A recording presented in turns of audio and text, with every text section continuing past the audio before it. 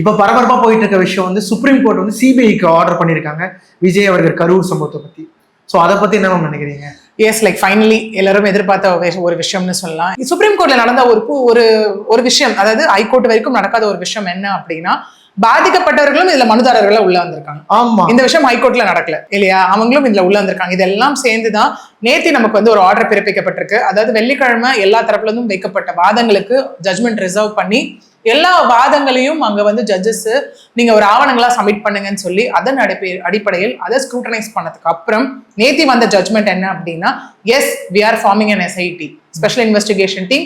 CBI வந்து விசாரிக்கும், CBI monitor பண்ண போறது தான் அந்த எஸ்ஐடி டீம். அதுக்கு தலைமை வந்து ரிட்டையர்ட் ஜட்ஜ் அஜஸ் ரஸ்தோகி அவர்கள் தலைமையில 3 பேர் கொண்ட குழு.